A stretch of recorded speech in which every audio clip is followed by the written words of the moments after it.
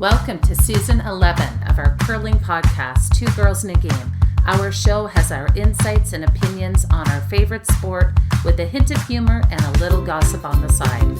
Curling, we love it all. The game, the players, the drama, and the controversies. Stick with us and you'll hear all about it.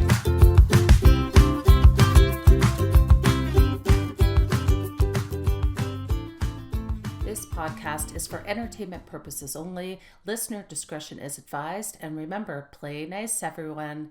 It's episode 17, season 11. We are excited to welcome a familiar and trusted voice in Canadian sports journalism. Greg Strong has been covering curling for years with the Canadian Press, bringing thoughtful reporting and a real understanding of the athletes and stories that shape the game. Welcome back, Greg. Hey, great to be on with you. What a nice intro. It's been a Oh, while here, Lori. So I'm glad we could connect.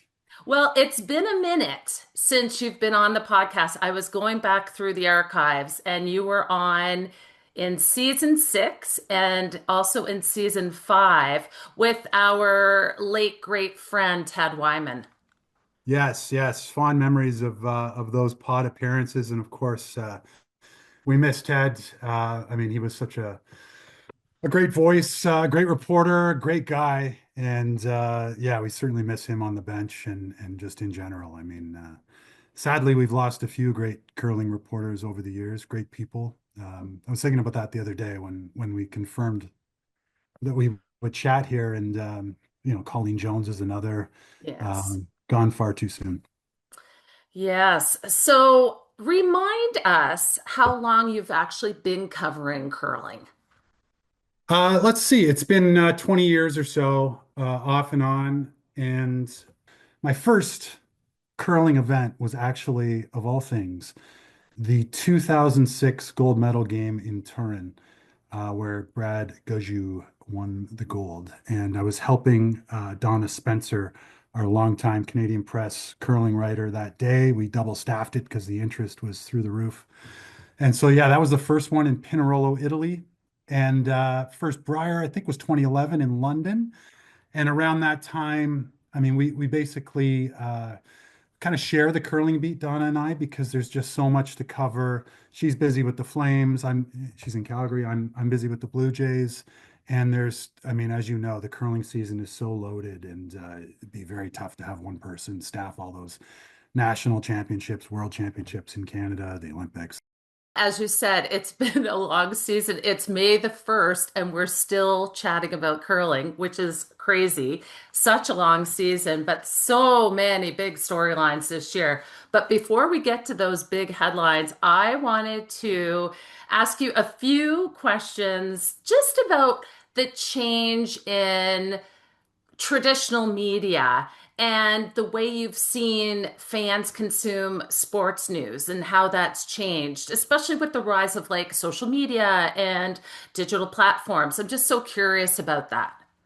Yeah, just the changes in general. Obviously, social media, huge change. So many fans in all these sports just consume highlights on their phone, or if there's like you know, uh, whatever, the bullpen's empty one day and there's a brawl on like you'll just see a 10-second snippet on your phone.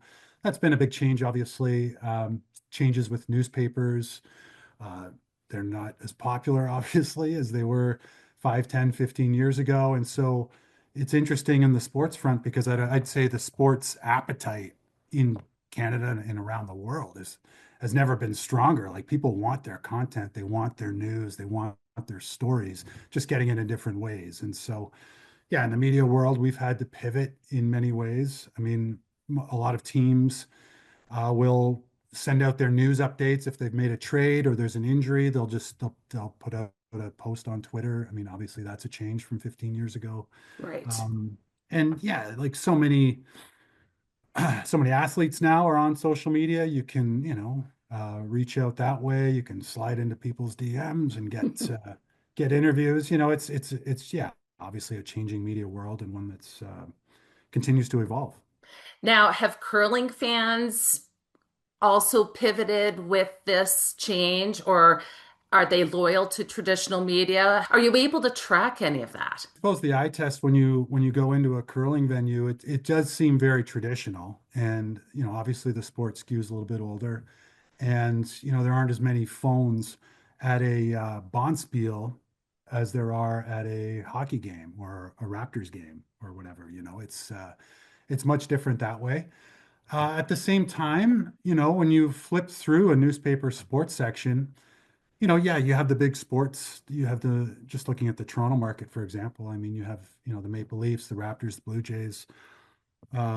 They dominate the coverage, but there's still incredible appetite for sports like golf and curling and, sports that are, not the big four, if you will. So, Hmm.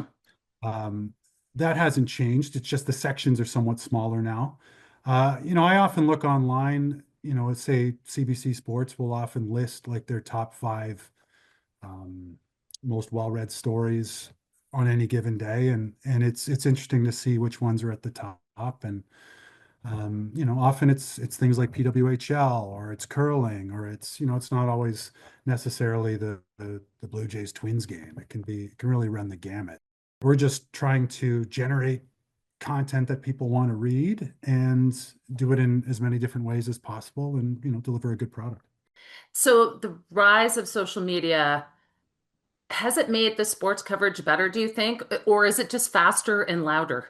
It's interesting, fans can weigh in and many of them have, more of a voice now and sometimes they can, build that up into thousands of followers or more. It's really interesting how that has changed. At the same time, just for me personally, like I don't get too invested in that. I don't know if I'd be on social media, frankly, if I didn't need to be for work. It's I think it's in many ways a big waste of time. It can be a cesspool. And, there are, on some occasions, someone will say something online or uh, chime in with a thought or two, and it can actually lead to a, cool story idea or, if something needs to be fixed in a story or if there's an interesting piece of background, like that can be valuable. But Johnny Keyboard in his basement chiming in on with his thoughts on a curler or a sports team or whatever doesn't interest me personally, but it obviously does for some. People have so many platforms these days. There's blogs, there's vlogs, people are content creators, there's TikToks, there's podcasts. And Mhm. I think it's so interesting because you said everybody has a voice. How do curlers compare listening to those voices versus somebody on the Blue Jays? I'm so curious about that. Yeah, everybody's different. I would say in general, I think the curlers read way more than a member of the Blue Jays, just as far as that day's stories. They might, look at tsn.ca or sportsnet.ca or cbc.ca, whatever it is, and read, that day's content from, or, you can go whatever on social media sites and pick up different takes. Everyone, there's all sorts of reporters and outlets that are chiming in on their sport. And I would say, yeah, in general, I think the curling community, curlers, executives, federations, agents, whatever it might be, I think are a little more in tune than, the Blue Jays second baseman. I don't know if they're reading our stuff. I mean, I haven't asked. I doubt it. But I think in many cases with the big four sports, if you will, I think if there is something that a player really needs to see, their agent will probably flip them the story if there's a big ESPN takeout that they're in, whatever it might be. So yeah, I think in general, curlers are a little more in tune and probably watch, the TSN highlights, a little more closely than perhaps other athletes in other sports. Put it this way, I know when curlers have read stories that are a little more controversial or a little more negative, or we don't always write the super positive, glowing story. Often there are stories that are written that move the needle in the community. I'm thinking things like pay equity stories or pregnancy exemption stories or attendance stories, whatever it might be. So, have you found that there's a bit of pushback from athletes or organizations when they aren't comfortable with what you wrote? On occasion, they'll voice their thoughts. Often these stories, the athletes will provide the voice. And I think as an example, like the pay equity thing 10 years ago, whenever that was athletes stepping up and raising issues that they felt were significant. And sometimes they need the press to do that. And it was I think something that needed to be tackled. I wasn't the only one who wrote it either. I mean, but it was the athletes who stepped up and said, "Hey, the women should be paid the same as the men at national championships." And Right. it led to I think more pressure being applied, and they eventually got the results were there. In a situation like that, I mean, a reporter will engage with the athletes. You have to engage with the federation in that case. You have to do your due diligence, and in something like that, I'm not gonna hear from upset folks at the federation necessarily. I mean, I think they knew that they wanted to make that change, and it was just a matter of timing. And when I think back to other stories, sometimes you'll hear from people involved in the sport. Sometimes they'll text you directly. Sometimes they'll chime in on social media. I think in general, and it's not just curling, it's any sport. I mean, Blue Jays are my primary beat, but in general, we love it when executives, when agents, when players weigh in with their thoughts. And it can often be knee jerky. It can often be very defensive. It can often be uh, seem like a response to a troll. It's like, but we love that. That's good for the story. That's good for a follow-up. It's good for reaction. I mean, that's what we want. When you look at, you don't see that very often in sports. The Toronto Blue Jays general manager is not going to be weighing in on social media when his closer blows a save and he hears about it from fans, or it's the lead story in television sportscasts around the country. I mean, that's just not, it's so rare, right? You rarely get people in power playing defense, if you will. Sometimes that happens in curling, and it's great when it does. It adds more to the story and it can continue the story on, I guess. That's what can happen with it. What's interesting in curling is, I think there is some media training at some level, but it's nowhere near, like what the Toronto Maple Leafs experience. Not to get into the media weeds here, but it can often lead to great quotes. It can lead to great storylines. And we've had a bunch of those in recent seasons. And I think back to the Brendan Bottcher, Darren Molding split. I mean, that was just an incredible 72-hour run of curling storytelling, fueled by athletes who chimed in and were honest and, had conference calls and weighed in on social media. And that story in particular, I remember it was like I think it was like a top three story on the CBC website for like 3 or 4 days. It really was epic. Do you worry that because of social media becoming even more of a presence and that people are now starting to guard their quote unquote brands, are the curlers going to end up being a little more guarded with the information that they share? I think in general, curlers are, yeah, a little bit more, how do I put it? Not as quotable as they were 5, 10, 15 years ago. Yeah. There are curlers now who are still, have maintained great consistency on that front. And I think it certainly does help with their brand. I mean, the best example I can think of off the top of my mind is Brad Gojou, who's just been a go-to quote for forever. And I think I tweeted this a few months ago. Like, to me, that's what you would want to do. If you're an excellent curler who wins championships, wants to build his brand, and I don't know if Brad does, but if you want to build a brand, build your team, be quotable. Hmm. Uh, Call back the reporters.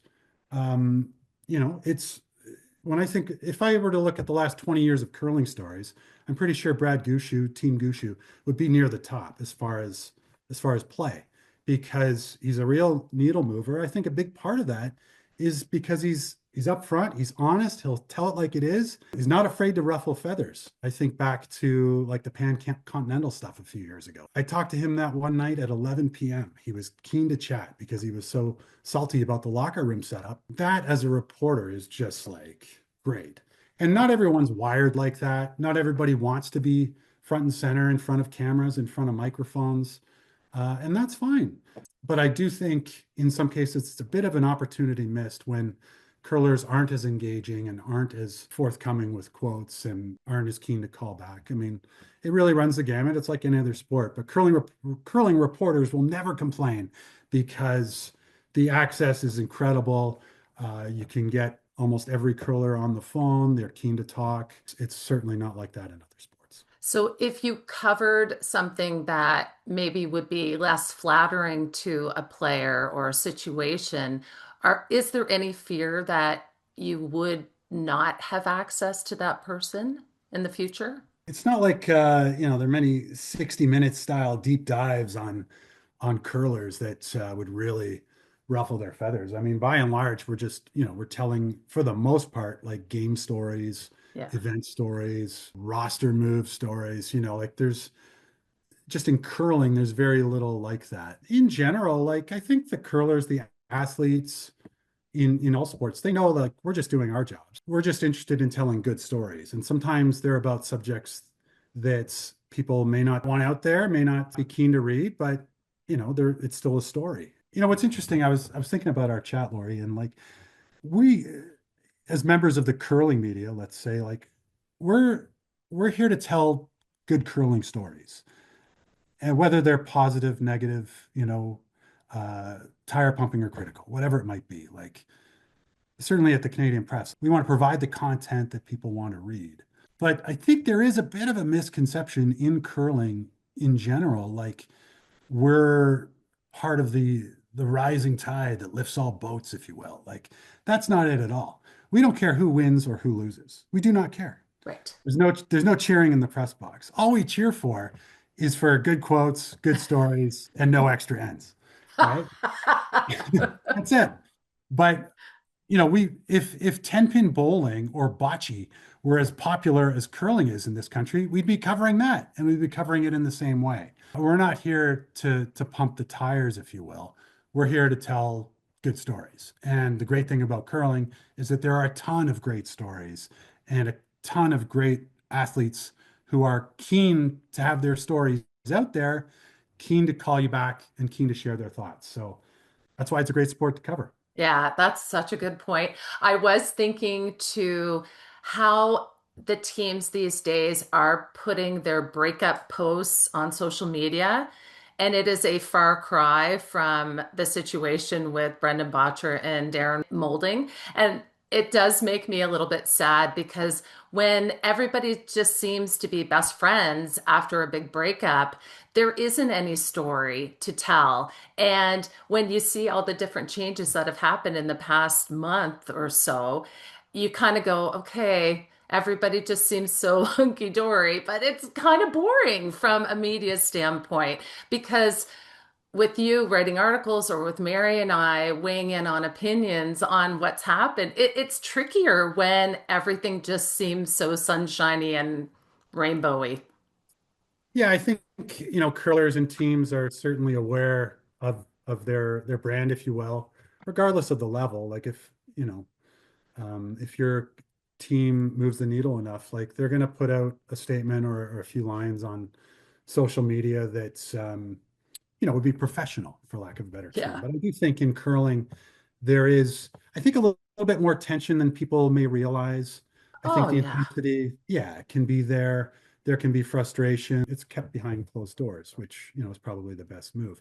What was interesting about that Botcher Molding split a few years ago was that Darren was very honest and upfront about what happened and basically provided a TikTok of how he was let go.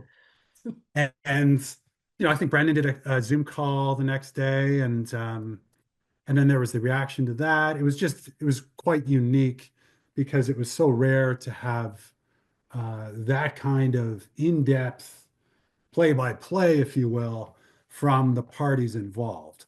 And so, and it was interesting timing. I think they may have been the Canadian champions at that time, I think too. I think the biggest part of that was the mid-season breakup, and it was Mhm. so different and unique to the curling community, given they were the reigning Canadian champions. And I think that's why it really got so much coverage.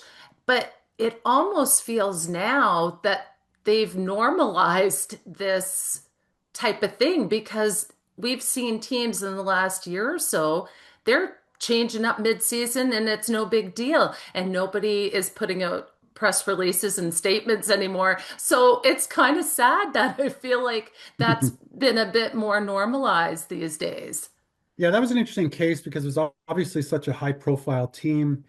I think if memory serves now, the initial team statement had wording that Darren was not a fan of.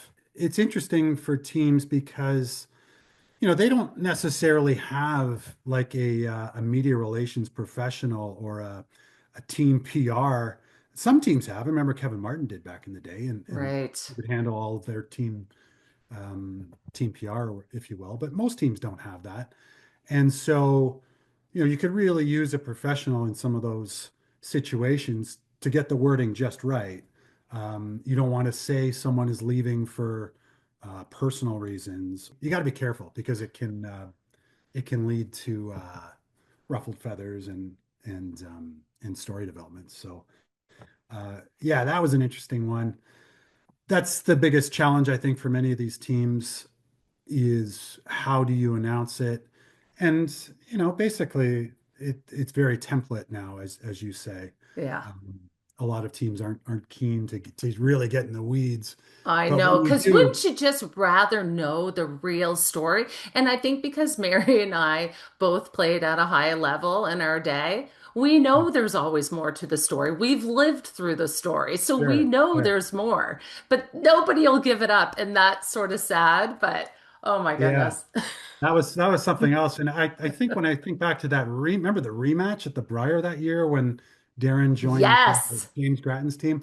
That may have been the most electric opening Saturday night I can remember at a Brier. It was just great. And that could be another something else for us to talk about, Laurie, is just how curling doesn't really embrace that stuff. Like you No. think back to all the great breakups over the years, and sometimes it barely rates a mention on the broadcast. Yeah, I don't understand why these days, because to me, that's what's compelling, and the fan base is really wanting to know those stories. They don't have to get into all of it, but certainly acknowledge it because Oh, the fans are thirsty for it. And I'm not a huge tennis watcher, but a couple seasons ago, I remember I had seen a story about this rivalry in men's tennis. And it made me go and watch that game between the two players because I was so interested to see what would happen. And I just think that's such a missed opportunity these days with curling and a real change that we seem to want to promote it as yeah, like everyone's best friends. It's bizarre to me. it's bizarre to me too. And yeah, you make a great point with tennis. And I think to other sports like golf has experienced in that in recent years, PGA Tour and Live Golf, and they sometimes get together at major events, and those are great storylines. Formula One, another one too, like great rivalries. That's been a constant theme on that series for years. Probably a better question for the television production side of things, but why they don't really try to pump that up because being in the building that night in Lethbridge, I mean, Right. the atmosphere was incredible. There were, Darren Molding chants and you could feel the tension on the ice. There were dirty looks exchanged at times. Like it was great theater. Yes. And the merchandise opportunities that night were incredible too. That's another thing that I've never understood. I mean, I could go on a rant here, Laurie. I don't Please do, understand please. curling merchandise has been a thing for me since the St. John's Brier in 2017, I think. You could have sold thousands of Brad Gushu, Team Gushu shirts, jackets, jerseys, bandanas, whatever, you name it. I mean, that crowd, it was near capacity almost every draw. I think that building's like 9,000. Like the popularity is through the roof, obviously, for that player and that team. And it's like that for many other teams and many other players. And I was thinking this when I walked through the venue, I think at the Scotties last January. I think you could get some Team Gushu hoodies, maybe some, or no, Team Holman hoodies. I forget what it was. But what an opportunity to have uh, player uniforms, player jerseys for Yeah. all competing teams. I've never understood why curling has been unable to figure that out. Give the Grand Slam of Curling credit on that front. They certainly have improved things on the merch front and in other areas. But still, just in general, I Hmm. mean, I think there's such an opportunity there. Yeah, I think some of the teams are actually taking it upon themselves to sell their own merch these days. Yeah, for sure. And they should. And yeah, I mean, there's only a handful of teams that could do it. But I just think like if you're at a Briar, let's say, you've got 18 teams participating. You could also have I mean, you could have be very cool to have like a Team Nunavut jacket or, I you have know, two in my closet. there you go. A Team Quebec bandana. You could get retro merch. You could have a Right, Glenn Howard warm-up jacket, like right. all kinds of stuff. Well, don't forget that Brad Gushu was selling his Goo shoes this past Mhm. season. Yeah, great idea. So much potential there. So hopefully they make that happen.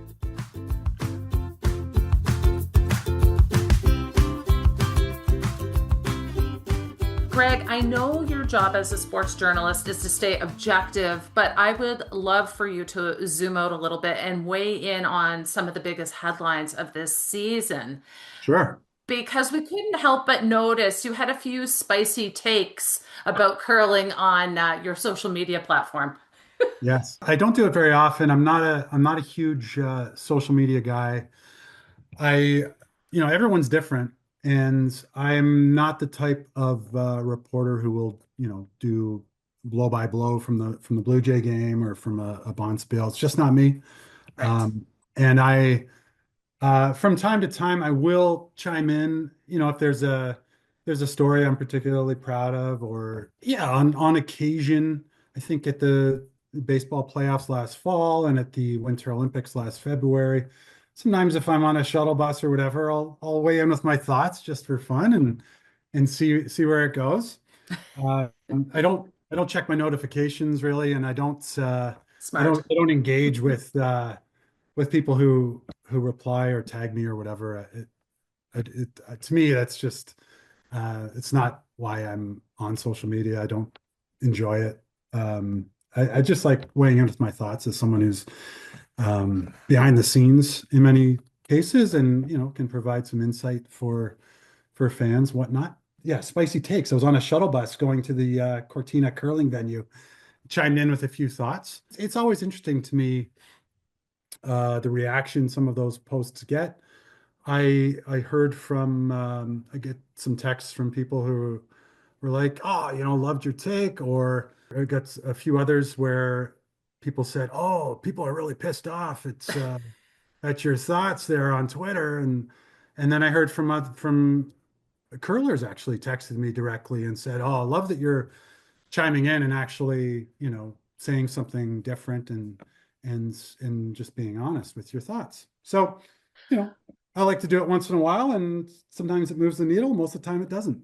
Yeah, and it's interesting. I just wonder, like, here, Mary and I, two women, trying to do the same thing, and we don't always quite get the same appreciation.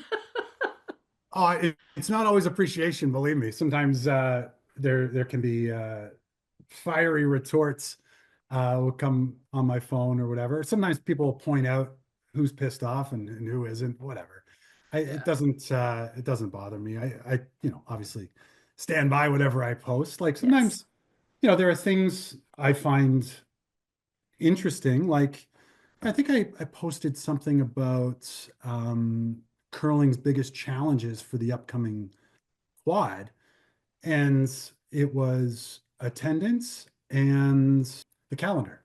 Right. And that's like an evergreen tweet. I mean, I could have tweeted that 10 years ago or 2 years Yes. ago. I mean, this has been a long-standing issue for the sport.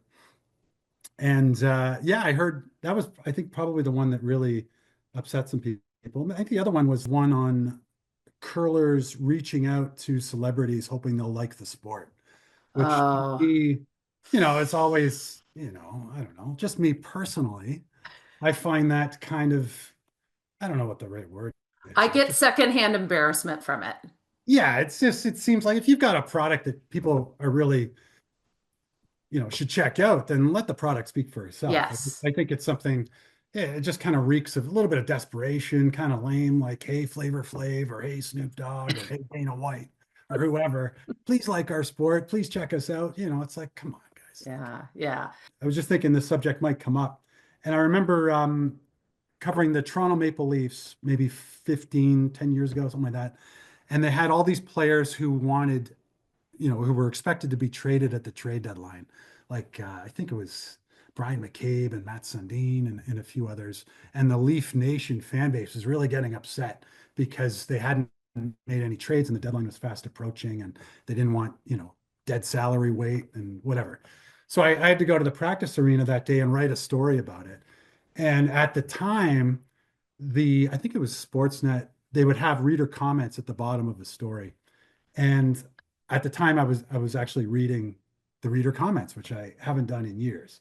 But at that time, I remember a reader posted on some website saying, after reading this story, I feel like I stepped in a giant pile of dog crap with my socks on. And that always stuck with me. And I always like, wow, that's some interesting wording, and I think I'll remember that one. But I don't.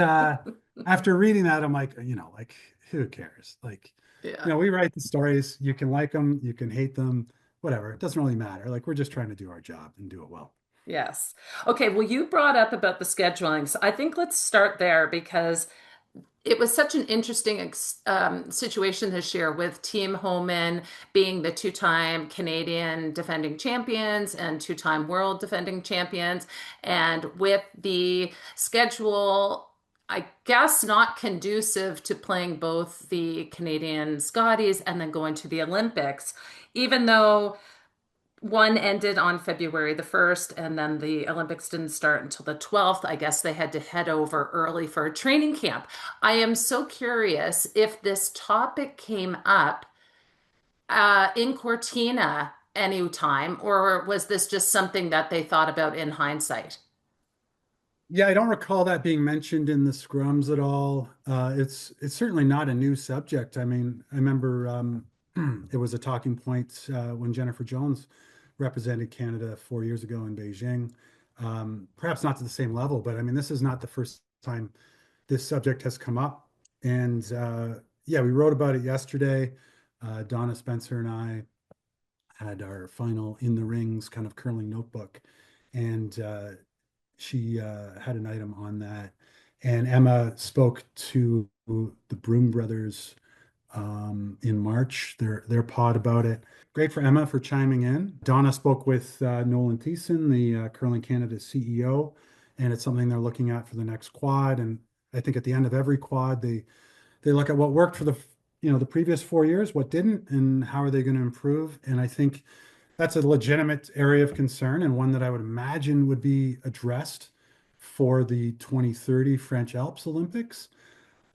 The big challenge, and this is a big part of, where curling goes forward when it comes to the calendar, is how do you fit that in? The Olympic dates, I think, are set 7 years ahead of time. So we know that the French Alps Games will start on February 1st, 2030. We know that World Curling will be setting its World Championship dates at a certain time, and that everyone will kind of work from that. But how do you get nationals and provincials in and allow the athletes to do both? Because as we noted in the story, like obviously Brad Jacobs, his team won the Olympic gold, and then was able to participate in the Brier 5 days later. Um, obviously they're tired and gassed. And still did really well. I think made it to the semis if memory serves. Yeah, I mean, I think Team Homan should certainly have every opportunity to compete at the nationals.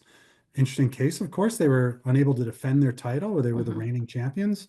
They lose out on an opportunity to go back to the World Championship. And when we look at those dates in February, I think the Scotties ended February 1st. I think the women's draw started February 12th. So is 11 days enough? Well, be very tight if you want to get that camp in. And what's better? Is it better to tune up for the games at a national championship? I think it is. I'm not at those training camps. Obviously the Curling Canada Brass thinks it's better to have them, get in that time zone, get prepared for the Italian setup, sleep, diet, the adjustment from the flights, get used to the ice, try and replicate conditions. They feel that there's obviously a strong benefit to that. Does that outweigh competing for a national championship? Well, I don't know. I guess we'll find out when they decide ahead of the 2030 games. Yeah, I was just wondering if Team Homan had any input on what would be the best preparation heading into the Olympics, or was it a collaborative decision, or was it solely just Curling Canada? That was my question. I'm sure there were conversations, probably interesting ones, and because yeah, that's a pretty significant thing. And as Emma mentioned, like it's a significant uh, prize money pool at the Scotties. I think it's around $300,000 in total. Yes. And I think the winning team would get something like 105, something like that. Like that's a good chunk of change Hmm. there to win it. And of course, the money's not the only thing. I would rather have that team compete at the nationals and then go right to the Olympics and maybe have a short camp, like a really, even like a 48-hour thing outside of Cortina, like they did. But I'm not part of that high performance crew, and I'm sure they've done a deep dive on what's best. But when you look at that calendar for the 2029-2030 season, I mean, Yeah. how do you fit it all in? You've got, Grand Slam events, so there's five right now. If Rock League is in play that season, then you've got, who knows how many weeks it'll be, but say it's a 5 or 6 week season. You've got the regular tour events, you've got provincials. When do you Pre-trials, trials. pre-trial trials? To put a bow on it, I stand by the tweet that the curling calendar is a major issue, and attendance is certainly right there too. Yeah. So you were at the Olympic Games in person, and after the 2022 Olympics, where Canada only brought home two bronze medals, one in the men's and one in the Paralympic category, how how was everything this time heading in? What was the tension like over there? Team Homan didn't get off to the best start. What was everybody seeming like behind the scenes? Yeah, well, first of all, what a difference between the two games, just Yeah. in general.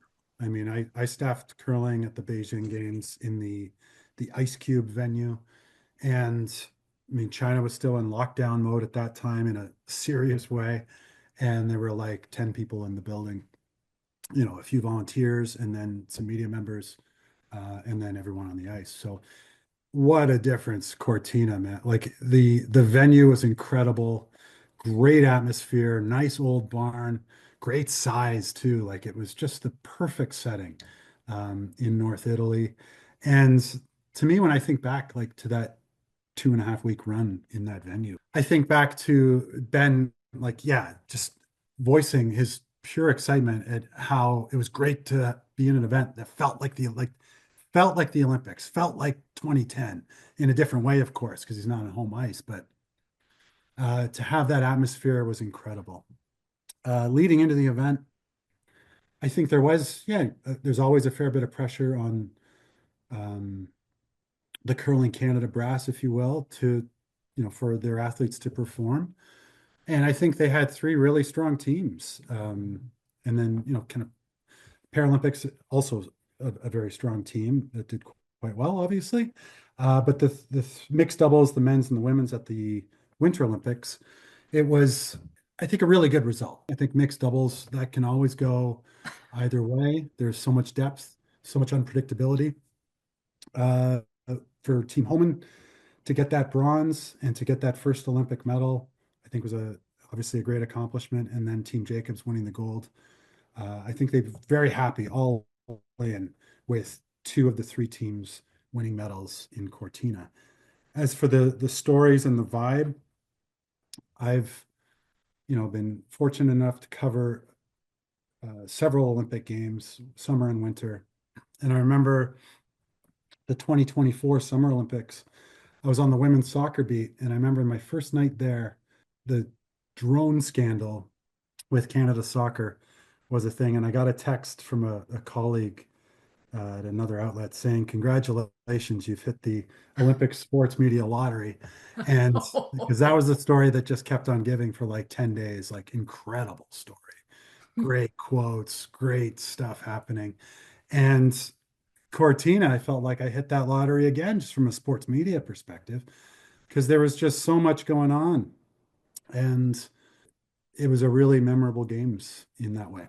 Well, of course, you're probably talking about the most viral moment. What seemed like, at least home here on Canadian soil, was Boopgate and Mark Kennedy and Oscar Ericsson's confrontation that was caught live. Was it as big over there covering it as what it seemed like here at home? Well, they weren't talking about it in the cafes or the restaurants in Cortina, but obviously they were back home here in Canada. And that was one of those stories that, I mean, you dream about as a reporter because everyone cared about it. You know, curling fans, sports fans, non-sports fans, people who don't know what curling is, were talking about Boopgate or Fingergate, whatever you want to call it.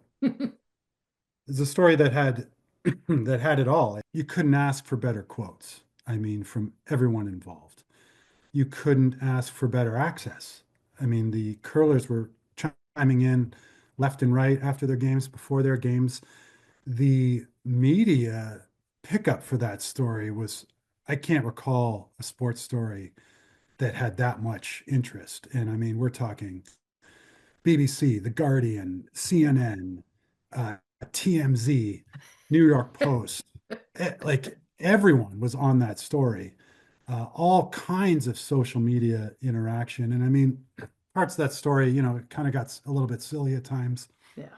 but just a great story to cover. And I think what was different compared to covering, you know, a big story at a Brier was that there was so much international media interest there. The scrums were packed, and the European media can be a little bit more intense than the Canadian media. And so it may have been a little bit jarring at times for some of the athletes just to have that much, you know, the scrums were huge and they were intense. And that's what was different. Yeah, I honestly can't even imagine. Did that whole situation expose some of the bigger issues within curling? Are we teetering between amateur and professional? And did it expose some officiating issues and rule issues and that the regular non-curling fans just had no idea and they just looked at it as black and white and cheating versus not cheating. But it really, to me, just shone a light on a lot of issues that the sport does have and will have to deal with moving forward. Yeah, for sure. I think the whole rule book issue, and is everyone aware of all the specific rules depending on where you're playing an event? Things might be different in Canada than they are internationally. Like the umpire setup can be different depending on which event you're at. I mean, I think it could have been handled a little differently. It's a tough one, I think, to golf. I like to compare curling to other sports and how, you know, in golf, if a golfer were to put their golf club in the sand unintentionally before making a shot, like, do you need cameras on the lip of the bunker? No. Do you need Right. an umpire to be beside a golfer before they make every shot? No. Do you need instant replay before that sand shot is made, or is to have that as an option? Like, no, you don't. Even though the technology, you know, with golf television is incredible and you could see it, but it's, you know, I think there are still some spirit of the game things that apply to a sport like golf, and they apply to curling too. The challenging thing is when it's at an Olympics and you're at the biggest events of the quad, and how do you handle things that come up that you're not prepared for, that you're not expecting, and having two curlers engage like that, the way Oscar and Mark did, was very unusual.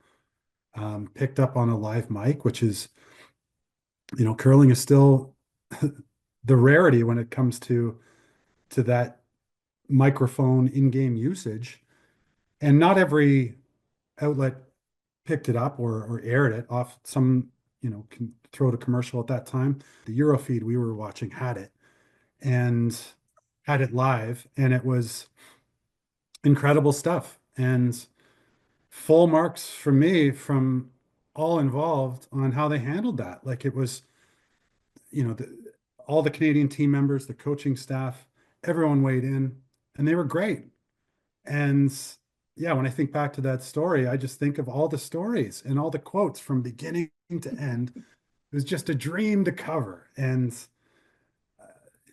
even the women's team weighed in. I mean, we had great stuff from Rachel Holman because she was obviously involved in that umpiring situation on that one day, and Right. it was just so many storylines. It was just a great bonspiel to cover. It seemed like it never ended because then there was umpires there and then they backtracked on that. It just kept going, everything.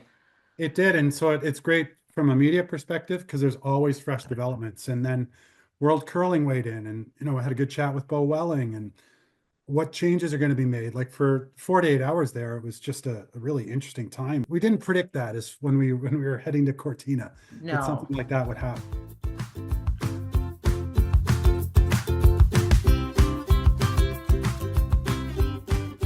Biggest top storylines this season was the introduction of the first professional curling league. It was launched in Toronto at the Mattamy Center. It featured 6 franchises, 60 athletes, and general managers. It was a week-long event. With all the coverage from the Olympics and attention to curling, how did you feel this event went? Yeah, interesting. I was I think there were some areas that worked well, and there were others that didn't. And I think you're going to get that anytime there's a new professional league or something that's different and new and fresh. Things I really liked. I love that there's a curling pregame show, and this is something that's I don't know why other broadcasters don't do it, but I think the appetite is there. I think the curling viewership and curling fans love having, folks like our friend Devin and Joanne Courtney and John Morris and others weighing in on what we're about to see, the curling issues of the day. So full marks from me for that. I like when something new is tried out, whether it works or whether it doesn't work. I like when there's change, and that's not only for curling, for other sports too. Like I love the strike zone challenge in baseball, but love it or hate it, it's okay to have feelings about it either way. And with Rock League, I think it was a real challenge with their timing. I was surprised they went with April 6th to 12th, I think. And I know that they voiced that they wanted to capture the post-Olympic buzz and really kind of ride that wave. To me, as someone who's, been involved and covered the sport for several quads now, I think the interest level starts to sag after the Brier. And I don't think the interest, the appetite is quite there for the World Championships in an Olympic year. And then if you're going to tag events like they used to have slams, I think in April, even into early May back in the day, Yes.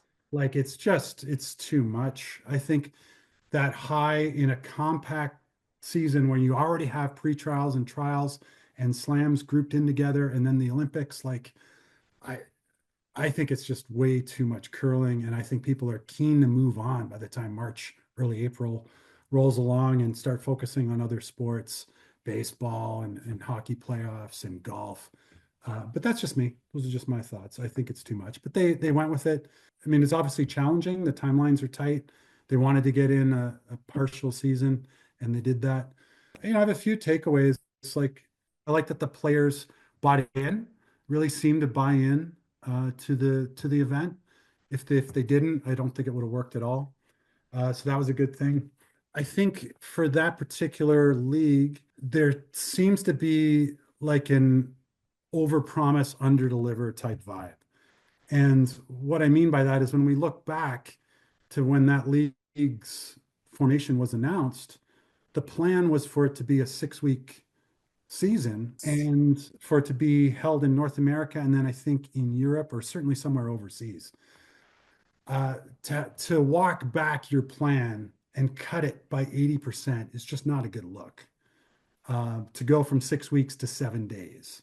Now, I know there's a lot of factors in play, but to me, that's, I mean, again, if you're going to compare it to another sport, like if there were a breakout hockey league or a breakout CFL pro football league or something, and the owners promise this and then cut it way back, sports fans would be like, come on, like what are we doing here?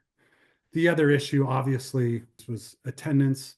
It was jarring to me to see how few people were there over those first 4 or 5 days.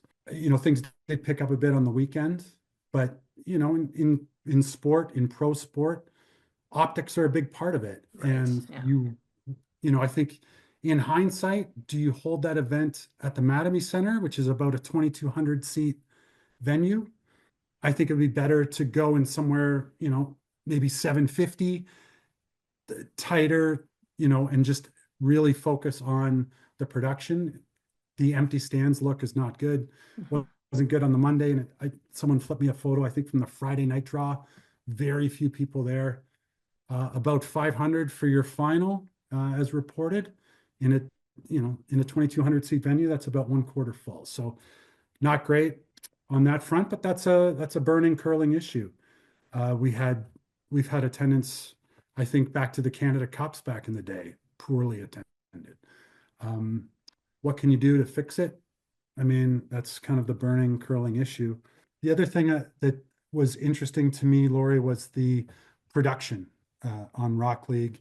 And, like many curling fans, I was keen on that opening day to see what this would be like. And I think I tuned in from the grocery store on CBC Gem.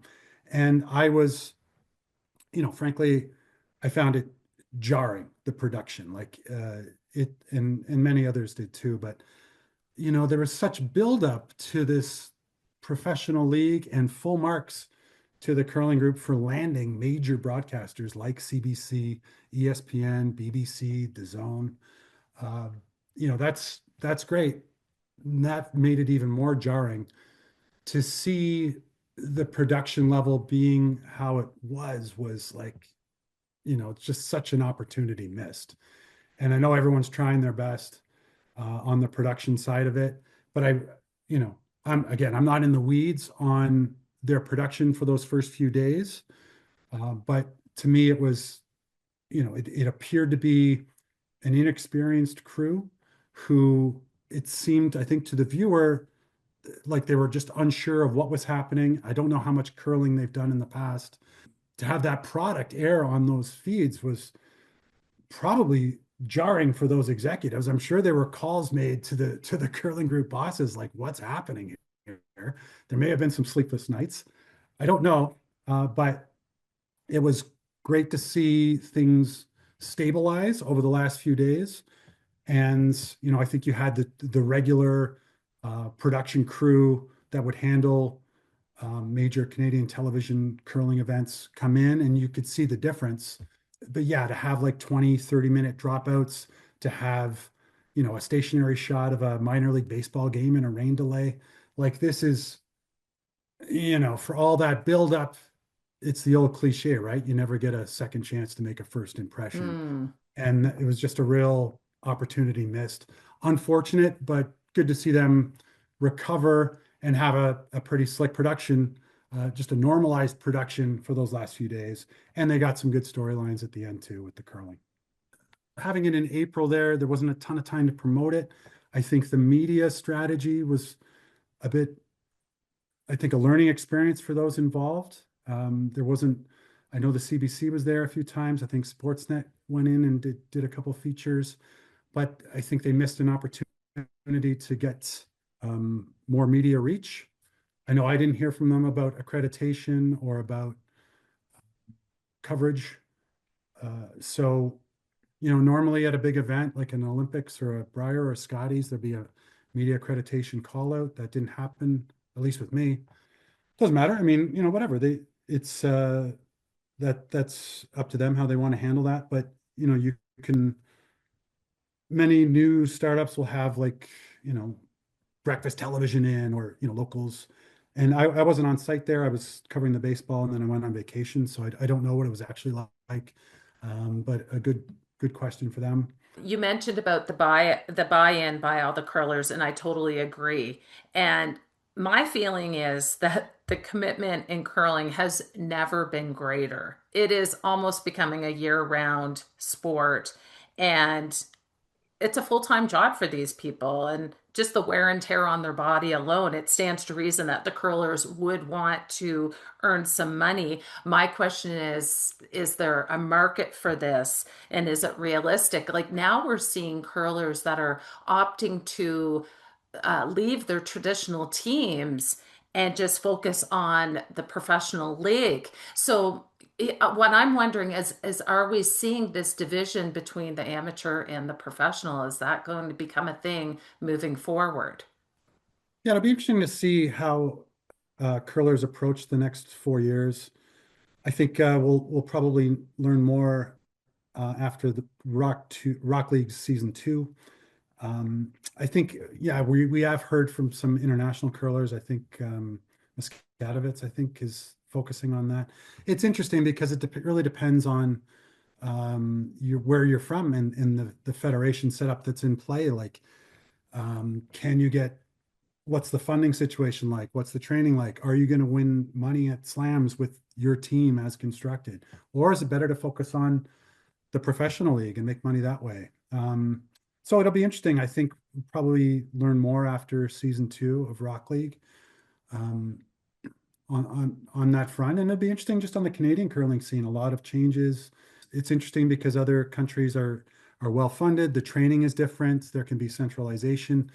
Be really interesting to see how Canada approaches that because the old school way it's changing every year, right? You need to be more and more focused on the sport. The training needs to be at a certain level, and we'll see how Canadian teams tackle that. One of the other big storylines for this year, which happens at the end of every quad, is the end of the cycle musical chairs, the shakeups, and some retirements. I thought we should talk a little bit about that. In particular, I wanted to ask you what you think the impact of Brad Gushue's retirement will be on the sport. Yeah, a good question. I haven't thought about that. A post-Brad Gushu landscape. I think you'll see it for sure in the ratings and attendance. I mean, he is a needle mover, just like Rachel Holman, I would say on the women's side, like number one as far as interest and, no matter what's happening, if they're on TV, people are interested. So without him, I think the focus, of course, and then to get a good chunk of it anyway, is Team Jacobs on the men's side, Matt Dunstone, and then Carrie Anderson on the women's side as being the top names, the top teams in the country. And year one is always so interesting because teams are gelling, teams are figuring out the new dynamics. And, with Mark Nichols going to Matt Dunstone in a pretty high profile move, be really interesting to see how that team performs in the next season. I think he'll slide in nicely and be a great addition. I mean, he's curled elsewhere in the past, but this is a big change, and I still think he's, got a few good years left in him, and he's had a tremendous career of over 2 decades long now. So you're going to a team that's the reigning national champs. It'll be very interesting to see how they do, and then also how Team Jacobs does coming down from the high in the last year and a half of winning an Olympic gold, of winning a Brier title. I mean, that team has done it all. So how do you keep the motivation up in year one of a quad when do you really know if all four guys are going to be there in 2030? Like, so it'll be interesting to see what their motivation level is like in year one and also how long they plan to play. On the women's side, I mean, tons of changes. The new look team Carrie Anderson, of course, will be one to watch, and then Team Holman, of course, looking to build off that Olympic bronze medal and win the Scotties again and get back to the world. So lots on the go, and then of course you have all the other storylines of the teams that are perhaps a tier below that, in the top 10, top 15, how they all shake out, which teams rise to the next level, which teams break out. We had a few breakout teams in the last season. So, yeah, it'll be really interesting once September rolls around. Yeah, and even not just in Canada, but even around the world, we're seeing some pretty big names stepping back. One that stands out to me is Silvana Terranzoni, and what will happen to that team with Alina Petz. Hasn't announced anything yet with her new lineup, but also Carol Hallworld is also leaving. So they'll be looking for two new players out of Switzerland, which now has the reigning world champions. So really amazing storylines there. Yeah, for sure. And I mean, Silvana is so strong for so many years. I mean, how many world titles did 4 or 5? I don't Five, I even. think. Yeah, just an incredible career. Going out, with just such a strong quad, but just a strong career as a whole. And yeah, of course, the international scene, there's so many international teams now in the top 20. And I don't have to tell you, like there used to be so many Canadian teams in there. And now we're seeing, a handful of Canadian teams, like sometimes 3 or 4 in the top 20. So big changes on the international scene when we look at the last 2, 3, 5 years, even 10 years. There have been so many strides made overseas, and I expect that to continue in a big way. I did find it curious. I don't know if you read the article that mentioned about Sylvana and how grateful she was that she was able to leave her high-paying job at 39 to fully focus on curling. Did you read that article? No, I didn't read that. No. Like I had mentioned earlier about the commitment has never been greater. And when I read that article, I just thought, oh boy, like if that's where the sport is going, we need to figure out how to get a lot more money involved. If these teams and these athletes are planning on giving up all their livelihoods to solely focus on chasing Olympic dreams. And I understand that, but I'm just not sure the money is quite there for them. And when I read that article, whoo. Yeah, for sure. Well, that's been a storyline in recent months. And, as we record this, it's only been a day or two, I believe, since the federal government announced an injection of funding in the Canadian sports scene. How much of that will go to curling, I'm not sure. But, like most federations, there have been cutbacks. And, that's a big part of the job of the higher ups at Curling Canada to figure out how they're going to invest their funds in their teams going forward. And, of course, as you know, the depth in the Canadian scene has always been strong. But what we're seeing now is other countries, other teams, other athletes around the world are able to fully focus, fully train, become, full-time curlers, as they say. And yeah, that's definitely where the sport is going. That's where every other sport has gone. I mean, you have to invest fully to get to the absolute peak of your powers as an athlete. And, when you look around at baseball, football, golf, tennis, like you're not seeing athletes, and I know they're different, salary or pay structures, what have you, but you're not seeing athletes who have to juggle jobs as real estate agents or mortgage brokers or sales jobs, whatever, right? Like we've seen on the Canadian scene for so long. So how Curling Canada figures that out will be, a really interesting storyline as we look ahead, not only this quad, but going forward the next 10, 20 years, because that's definitely where things are going. Some other notable Canadian curlers that are stepping away: Caitlin Laws, Kristen McQuish, EJ Harden, Reed Carruthers, and that's just to name a few. What do you make of all of that? Yeah, not a big surprise for some. I think Caitlin and that was more of a surprise. But a player like EJ Harden or Reed Carruthers, I mean, have obviously been around the sport for a long, long time, and I don't have their birthdays in front of me, but early 40s ish, maybe Hmm. mid 40s. That's a pretty good run. 2 decades. These guys, have obviously won national titles, have, in Reed's case, been a coach at a high level. EJ, just an incredible athlete and sweeper. And yeah, whenever you see stories like that, I think it's, kind of to be expected. Early mid 40s.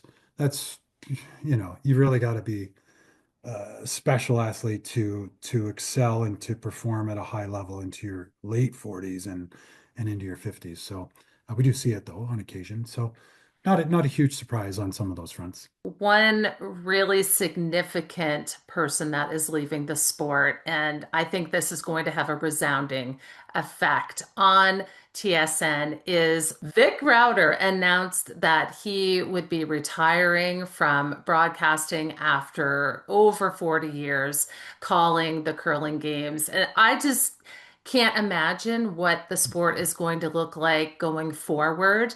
And I'm not over it yet. Yes, Vic has been on the curling scene for years and years and is just a part of that.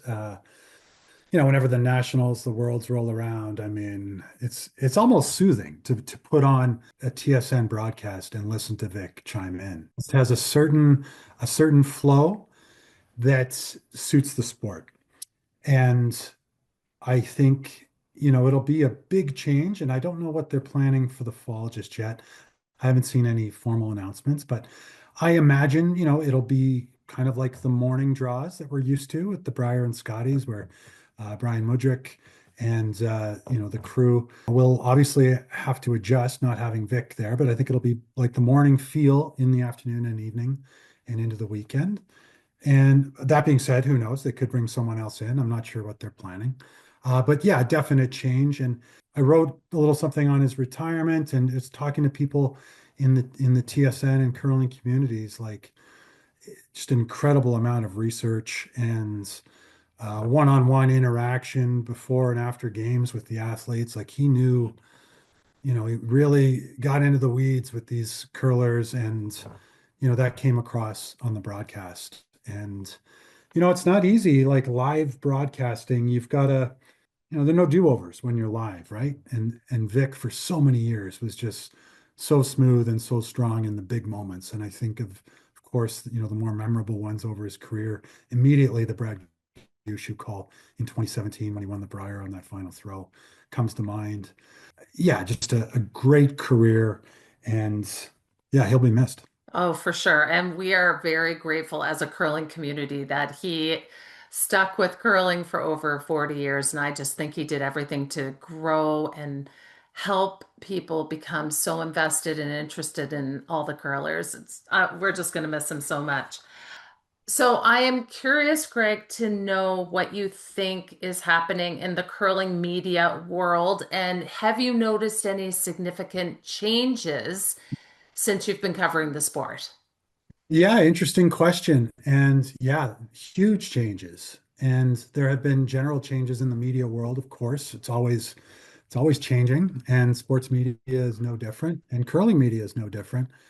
And I think back to, the first few major events I covered, 2006 Olympics, 2011 Brier, I think the Scotties in 2012, and then I kind of fell into a rhythm after that.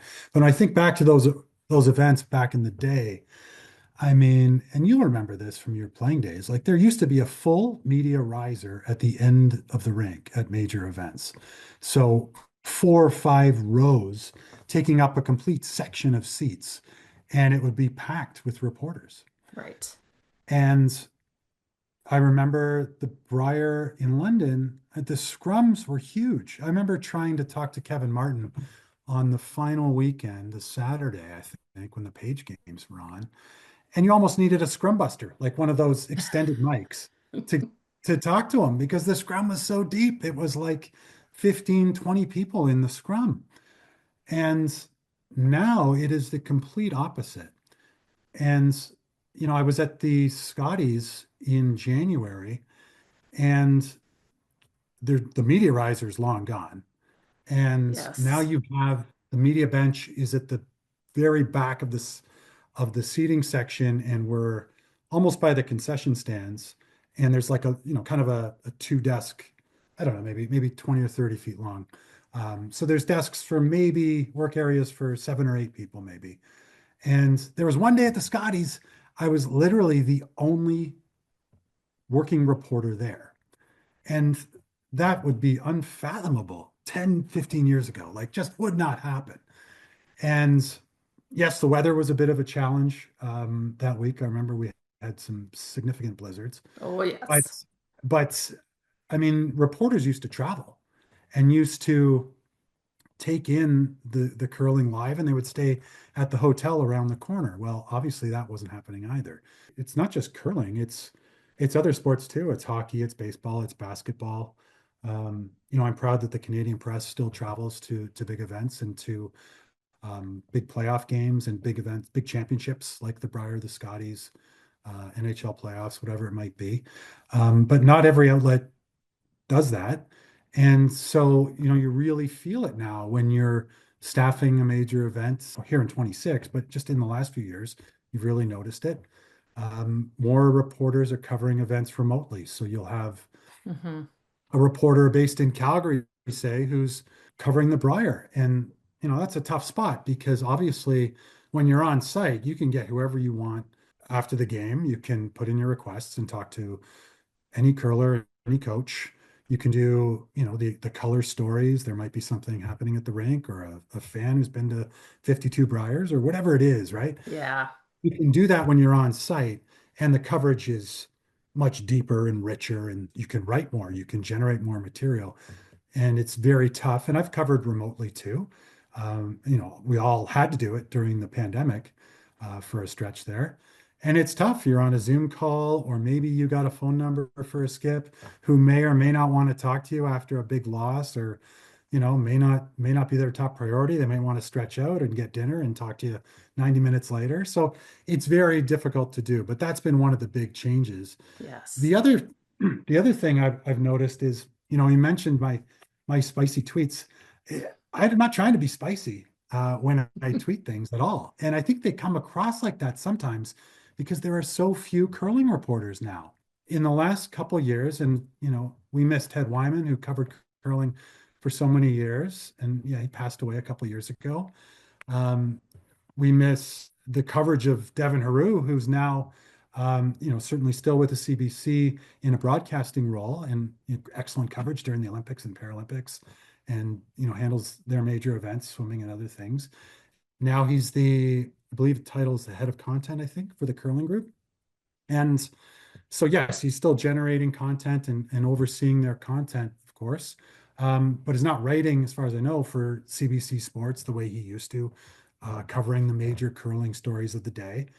And we're not seeing other outlets staff a lot of these events. We saw a few at the trials in Halifax.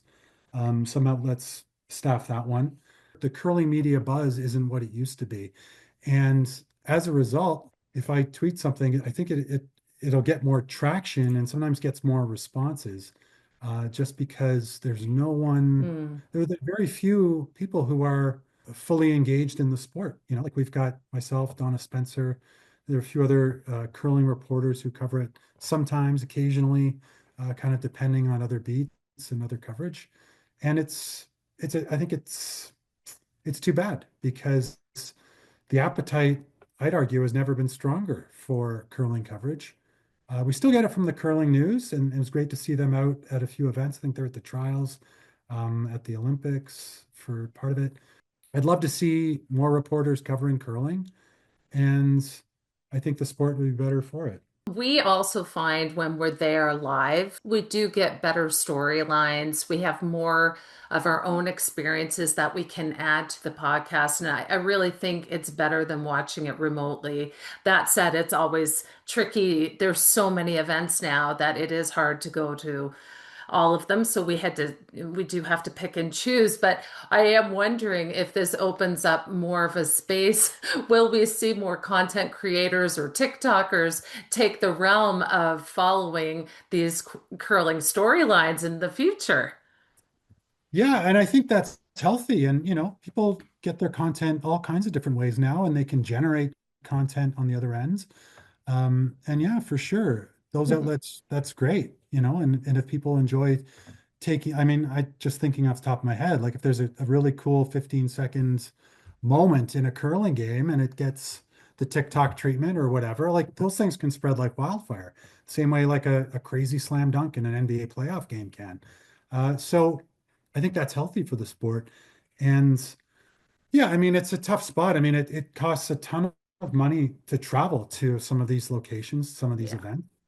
And I will say there is nothing like being there. And it's not only because you can see so much more than just the television screen or your laptop screen or whatever. I'm just thinking of Cortina, like the vibe in that venue. I mean, I've never experienced a curling vibe like that. That crowd was so into it. Obviously, especially when the home team was playing. But I mean, just an incredible atmosphere. And to be there for those, I mean, you cannot beat a curler coming off the ice who's either really pumped up with a big win or really Yeah. in the mood to weigh in because of some controversy, whatever it might be. Um, Uh, you can't beat it. If something happened where they're ticked off because the umpire was by the hot, like it's it's great. And you simply cannot match that if they're calling you on the phone 2 hours later.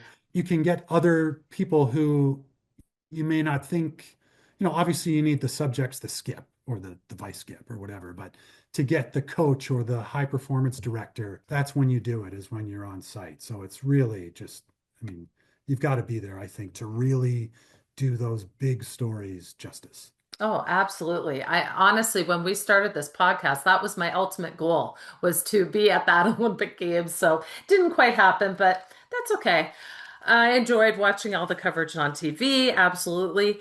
But, you know, I really was thinking about our conversation earlier and about the curlers and comparing them to the other sports. And I think what I started thinking about is the reason curling is so compelling and so interesting to cover is because a lot of them are very vulnerable and open, and they really put themselves out there, Yeah.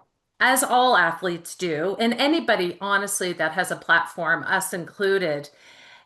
I think it takes a lot of courage to do that. And when I think to what happened to Mark in Cortina with the confrontation with Oscar Eriksson, I do have a lot of sympathy that we're watching this human moment live on TV.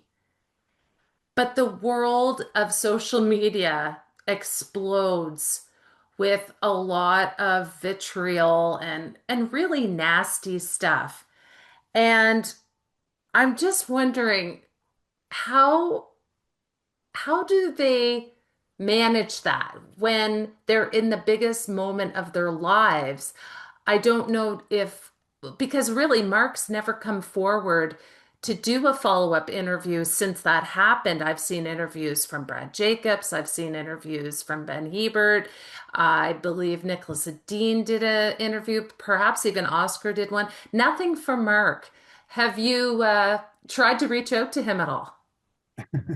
I believe I sent him a note after the games, but I haven't planned like to try and get him for a big sit down follow up on it. I think Christina Rutherford from Sportsnet may have chatted with him about it. I Okay. don't know how in the weeds he went on it. How do they handle that? Well, I think for any major event, if you're an athlete of prominence, if you are, good enough to be a public figure and to have your name out there, you need to put the phone away Right. and you need to not be on social media. I think that's good. I think that's a good way to be in general. But definitely Yeah. when you're competing at a major event like the Olympics, like the Brier, like the Scotties, I don't think there's much good to come from looking at your social media feeds. I don't think it's as prominent in curling, but I know, a lot of professional athletes hear from all kinds of, all kinds of folks out there who may have lost money gambling, who may have, be really hardcore fans of the opposite team, and they just, there's death threats, there's Right. threats of Ugh. violence, there's all kinds of nasty stuff, and it's gross. But it does happen. It's very difficult, but I think you have to disconnect, especially during that 10 days when you're competing at the Olympics. Like the phone should not be looked at all, in my opinion. And it can be very tough to avoid it though. I mean, if you're on a laptop or whatever and you want to check TSN's website, see how the hockey team's doing, well, you may look at a story that you're mentioned in. You may if you go to a news site, you may be mentioned there. And as we've discussed, like that Fingergate story or whatever you want to call it was everywhere. And I think you have to give credit in this particular case to the crew at Curling Canada and in particular the team coach, Paul Webster, I think, for keeping that team locked in, dialed in, and focused and not paying any attention to the noise. Now, you have to pay some attention to it. I think it was one of those crazy stories that was impossible to avoid.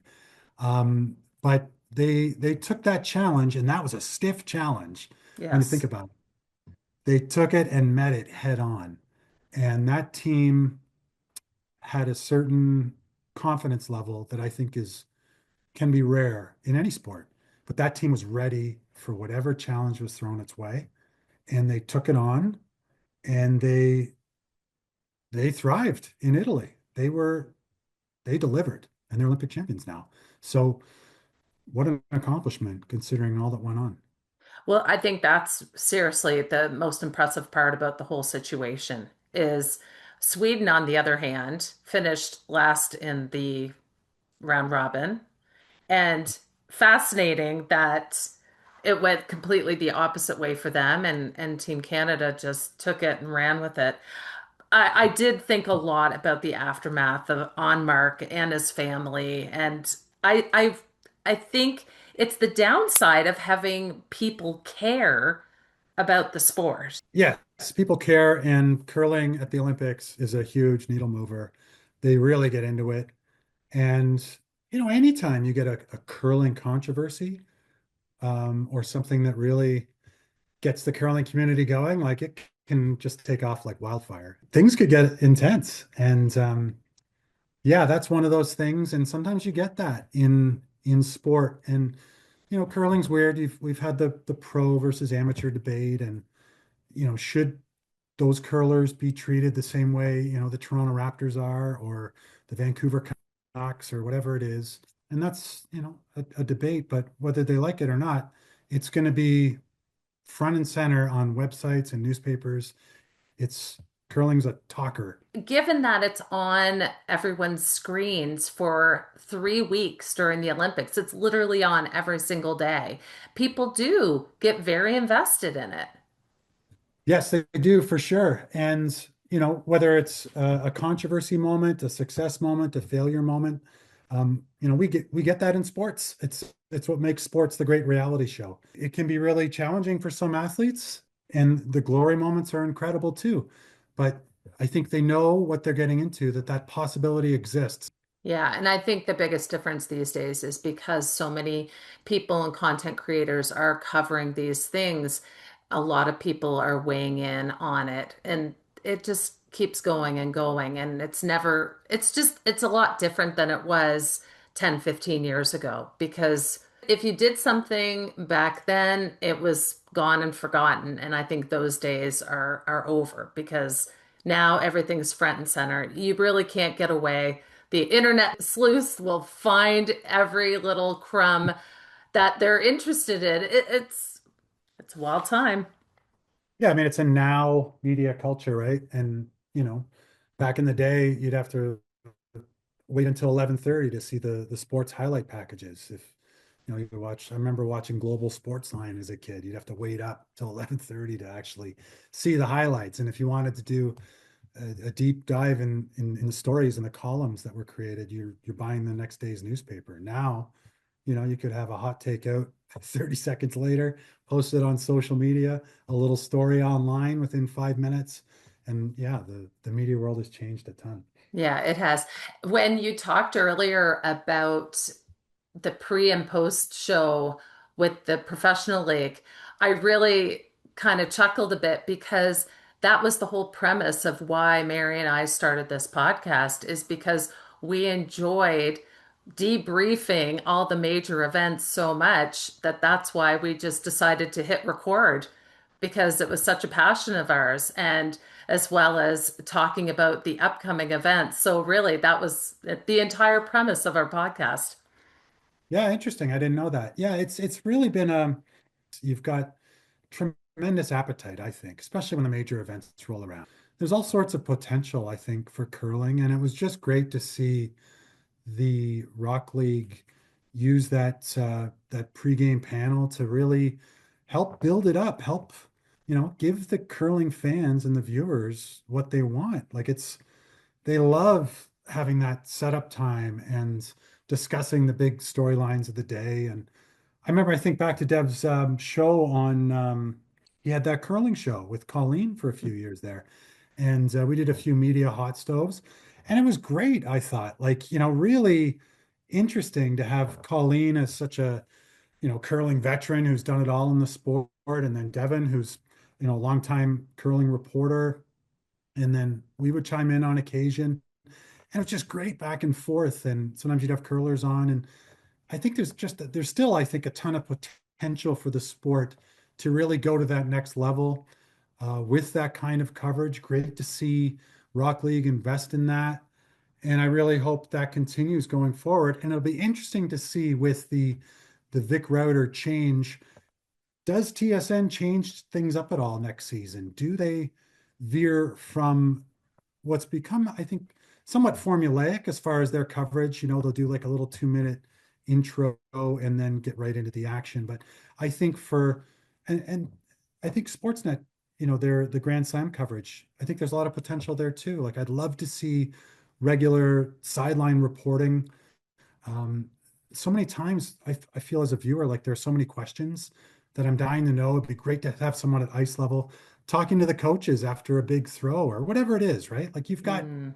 you've got a few things there that I think would really boost the coverage, and it'll be interesting to see where things go in the next season and into the next quad.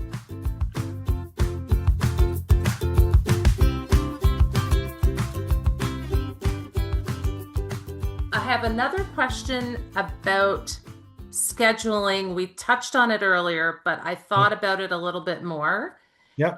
And it is super tight for all the major events with all the elite teams. I am wondering, is there an opportunity? I really noticed it this year because the Brier and Scotty's playdowns happened quite early because of everything being moved up. And Yeah. I'm wondering if there's a bit of an opportunity that is not happening here in Canada in the months of February and March. It's just all geared to elite players and elite teams and the major events. And then all the up and coming and the tier two teams are home sitting watching curling on TV and not really getting any reps in. I was looking at the tournament schedule, and there was only one tournament for the men. There was nothing for any women in Canada. And I just think, wouldn't that be a real opportunity to do a 2 month series with maybe a tournament every second week to really start boosting our numbers here in Canada to get more people playing and having points and getting up in those rankings? Because I do feel like that's a significant reason why curling is falling behind, is the schedule is so geared to early playing on the schedule to get into slams, but then there's really virtually nothing here in Canada when there's a lot of teams with access to ice that can't do anything because there's nothing to play in. Yeah, great point. Great idea. I'd love to see some other events happening during the nationals and worlds. And I think that makes a ton of sense, especially considering how late the ice goes into, a lot of these clubs, a lot of these towns. Like, what are we talking? Late September in some cases? Oh, mid-October? Oh, so, and then the season for a lot of these teams ends when they're knocked out of provincials, say? Yes, When is yes. that? Like last week of January? So Yeah. short window, right? So to be able to extend that into the proper winter months, and yeah, if you can have events, yeah, you're not going to draw Brad Jacobs or Rachel Homan to your competition, obviously. But as you say, there's all kinds of teams that haven't qualified for the nationals who, yeah, it would make a ton of sense, I think, to get some spiels going. It's not like it would butt heads with the Brier, like as far as, it's not like television is a major concern, like at these events or whatever. It's like run a bun spiel. Like that sounds like a great idea. It just makes so much sense to me because when I saw how many teams were done so early, the one that really stuck out to me was Andrea Kelly out of New Brunswick. They had the ice in for maybe a month. They had early playdowns. Their team got knocked out. That was her season. I think it was 6 weeks long. So she's a great player and should have more access to competitions if she wanted to go win them, but there's really nothing available. And I just think it's such a missed opportunity. And we're falling behind in points because a lot of the events are really, really early in the season. And a lot of the international teams have access to ice through the summer months, where really here in Canada, there's very few clubs that are opened, and mostly it's just geared to the elite teams that get those reps in at those clubs. Yes, that's a real problem. I mean, curling really, if you look around the world, in some ways is a year-round sport. They have some national championships in the summer, right? Like That's in June correct. and July or whatever. You're right, that's a big problem, but the curling calendar, as I've said, that's it's just going to be so interesting to see how things shake out over the next season. And you've got a different slam setup. You've got Rock League for 5 or 6 weeks. You've got provincials that are running the same time as Rock League. So it's going to be interesting to see how some of those teams figure that out. Like I just think of Brendan Botcher's team. Like I think he's got the Horgans. I think I don't know if they're planning to play year two or what, but like you're going to have some interesting developments there with teams wanting to qualify. And how do they balance that? Their Rock League team versus their regular team. Obviously, your regular four-player team is going to want to compete at the major events, and so be an interesting balance for a lot of these curlers who are planning to do both.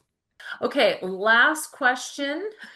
Have the curling ratings increased over the years? Are they staying the same? Where are we at in the ratings comparatively since you've started to cover curling?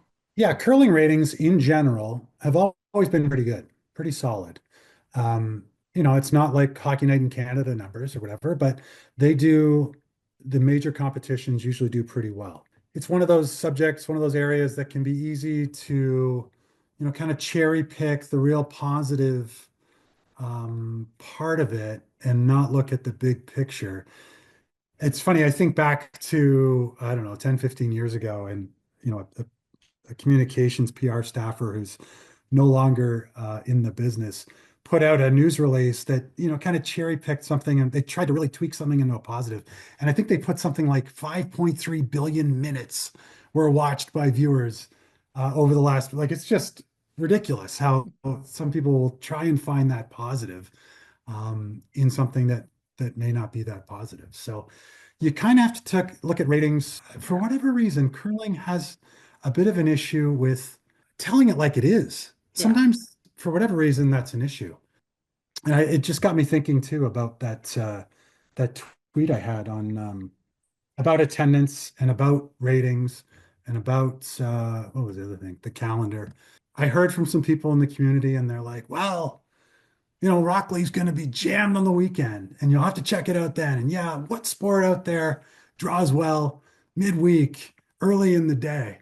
And in my head, I'm like, is this really happening? Like, why can we not just tell it like it is?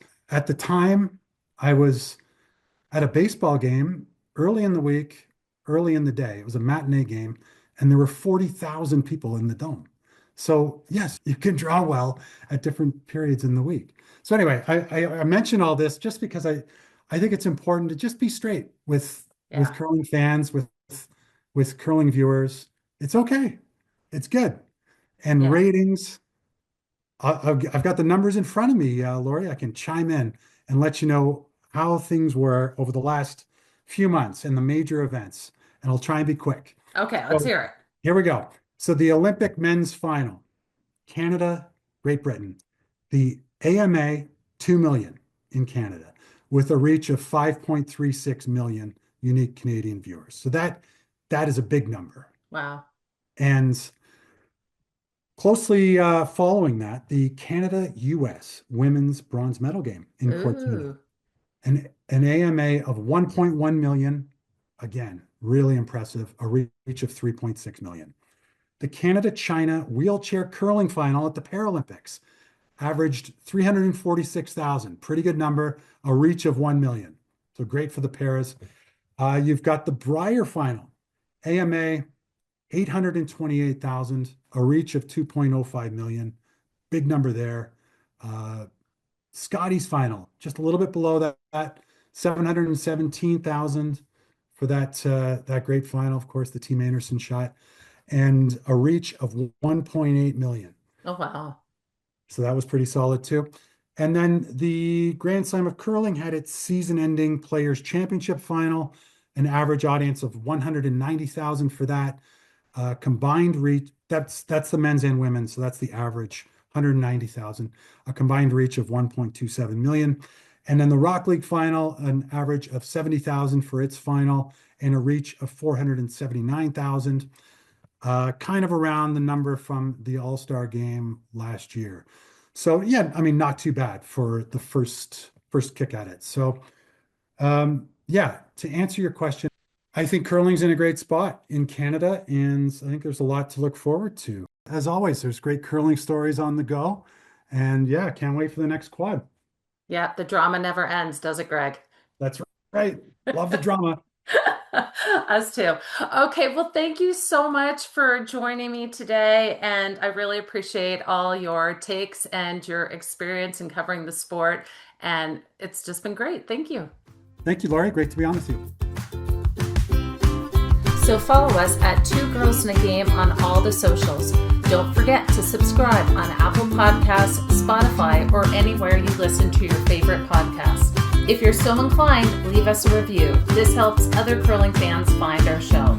We're already looking forward to our next episode. Until then, play nice, everybody. Hosting is provided by curlingzone.com. Rick Va-